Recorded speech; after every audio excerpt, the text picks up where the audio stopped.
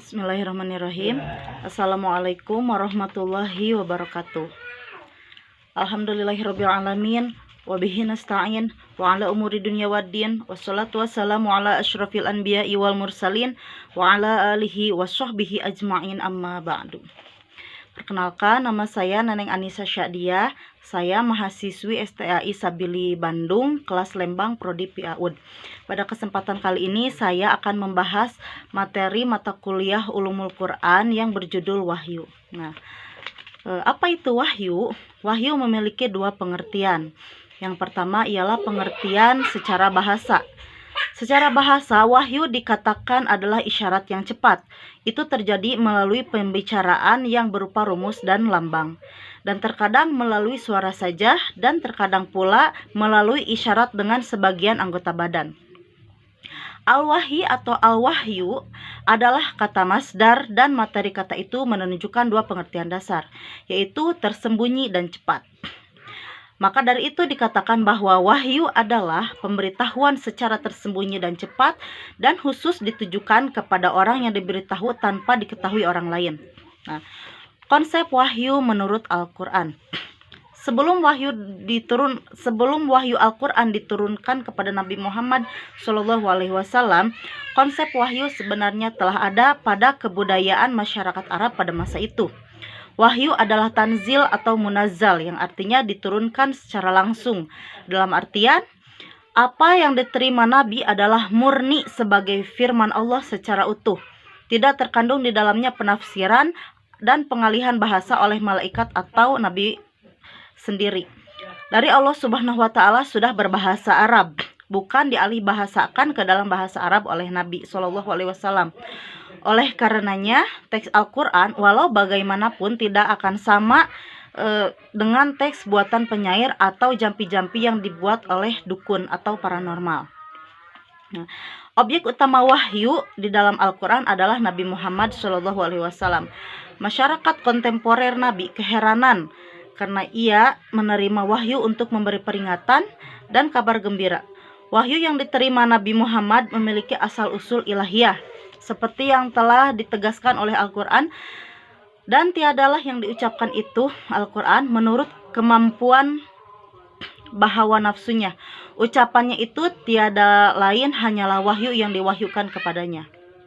Namun yang menjadi kunci adalah bagaimana proses pewahyuan Al-Quran kepada Nabi Muhammad SAW. Nah, bagaimana proses turunnya wahyu kepada Nabi Muhammad? Dalam kitab-kitab hadis banyak menyebutkan keterangan bagaimana wahyu turun kepada Nabi Muhammad, yaitu dengan beberapa cara. Yang pertama yaitu tanpa melalui perantara. Nah, tanpa melalui perantara ini terbagi menjadi dua cara, yaitu dengan cara mimpi. Mimpi ini berupa mimpi yang baik ataupun mimpi yang benar ketika Nabi dalam tidur. Dari Aisyah radhiyallahu anha, dia berkata, sesungguhnya apa yang terjadi mula-mula pada Rasulullah SAW adalah mimpi yang benar ketika beliau tidur. Beliau tidaklah melihat mimpi kecuali mimpi itu datang bagaikan terangnya di waktu pagi hari. Kedua, kalam ilahi dari balik tabir tanpa melalui pelantara. Hal ini seperti yang terjadi pada Nabi Musa alaihissalam, sebagaimana firman Allah Subhanahu wa Ta'ala, A'udzu billahi minasyaitonir rajim. Bismillahirrahmanirrahim. Lamma jaa Musa limiqatina wa kalamahu rabbuhu qala rabbi arini unzur ilaik. Artinya, dan tidaklah Musa datang untuk pada waktu yang telah kami tentukan, dan Tuhan telah berfirman kepadanya. Berkatalah Musa, ya Tuhanku, nampakkanlah kepadaku agar aku dapat melihat kepada engkau. Quran Surah Al-A'raf ayat 143.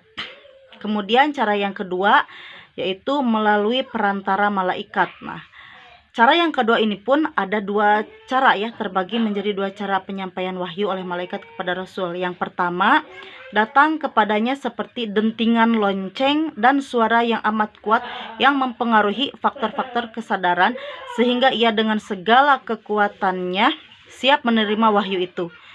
Cara yang kedua yaitu malaikat menjelma kepada Rasul sebagai seorang laki-laki dalam bentuk manusia.